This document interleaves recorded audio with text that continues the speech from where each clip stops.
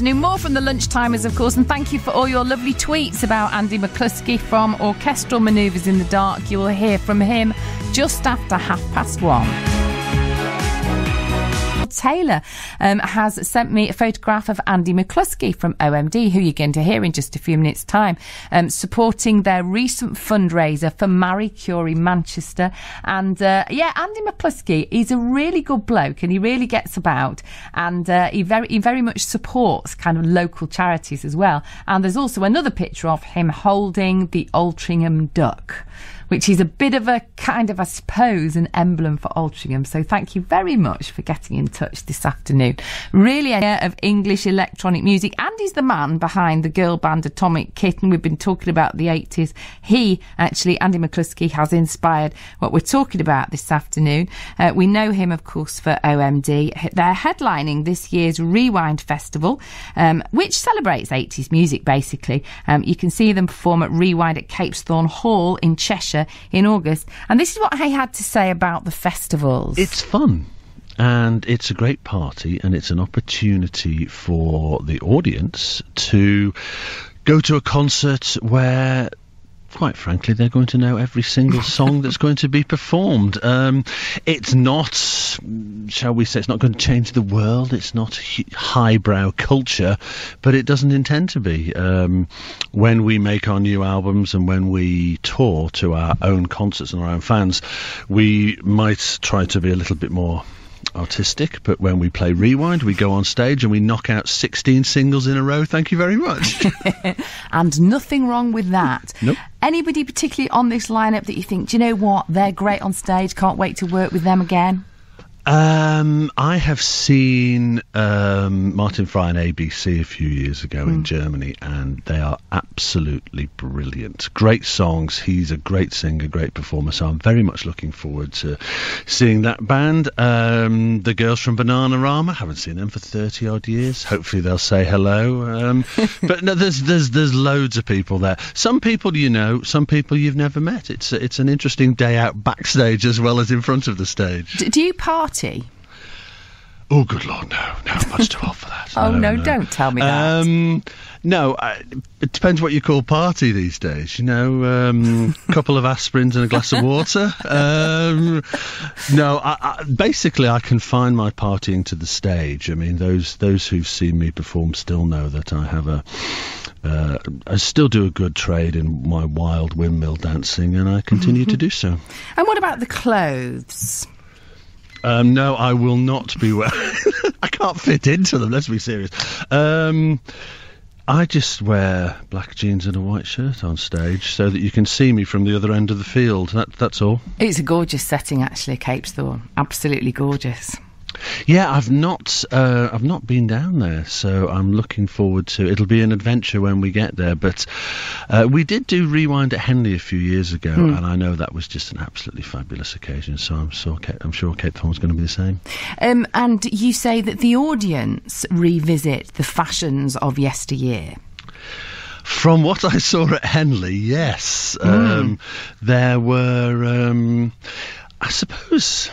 No, I won't be unkind and talk about the elasticity of spandex. It's just wonderful. People had a great time. As I say, it's a wonderful opportunity to know that you are going to go along there, and for whatever it is, 7-8 hours, you're going to know every single song. And let's face it, we all go through a period in our lives when we are on that journey between childhood and adulthood. And at that time, the things we choose to mark our passage, they stay with us for the rest of our lives. Perhaps the fashion shouldn't, but there's nothing wrong with the music remaining a soundtrack, and I think that it's an opportunity for people to remind themselves of the soundtrack of that journey. I was just thinking about this, I've got a 17-year-old son, and there is something about a festival at Capesthorne Hall where he would actually come with me to that, whereas there are other gigs that there's no way on earth that I would be able to accompany him. Is that the venue, or is it the, I don't know, the music? It's the music, it's the venue, it's everything about it. And I think you must see a lot of that, the generations coming together. We do. I mean, let's be honest, times have changed. I mean, when we were 17, we wouldn't have been seen dead in a field with our parents watching the music they liked. But, you know, we're in this sort of postmodern era now where there's no real tribal fashion trends, you know. And yeah, my kids pick and mix all sorts of things. They like things from right across all the different decades of musicals history. And so if you've got a catalogue of songs that are considered credible and you can still do them, then you can have an audience from 16 to 86. I must say, listening to Andy McCluskey talking about the Rewind Festival at Capesthorne Hall, and of course the sun now is shining and the sky is blue, and you kind of project forward to August and you imagine that the weather's going to be like that. I can't think of anything better. All that music and gorgeous weather and the wonderful setting of Capesthorne Hall as well. More from June. You're hearing from Andy McCluskey from that band, Orchestral Manoeuvres in the Dark. And of course he is from Liverpool, as you can hear. But I asked him how it was the band's second gig came to be actually here in Manchester. Yes, it was. We played at what was our kind of place to go and see bands called Eric's Club in Liverpool, and we supported a little band called Joy Division. And when we talked to the guys from the club, who amazingly liked what we did, they said, well, these guys have come over from Manchester, we've got a sort of reciprocal relationship with a new club over there, would you like to go and play over there? So we said, oh, well, we'll do 2 gigs then, whatever, you know. But when we were over there, of course, it was the factory night at the Russell Club, and we met Tony Wilson off the telly. And a few weeks later, we were trying to blag to get onto Granada Reports, because he sometimes had bands on, and he said, no, I can't get you on the telly, but I've got a record label. Would you like to make a record instead? Yeah, okay. But Tony wasn't your biggest fan, was he? No, he wasn't sure about the music, but the cassette that we sent, he left it in the car, and after a week of driving around with it, his wife decided it was wonderful, and so did Peter Saville, who'd heard it, who was the artistic director of Factory. And so, Tony's wife and Peter persuaded him that within a week that we went from not interested to, when he spoke to us, oh, you guys are the future of pop music. Tony had this ability to adjust his mind accordingly.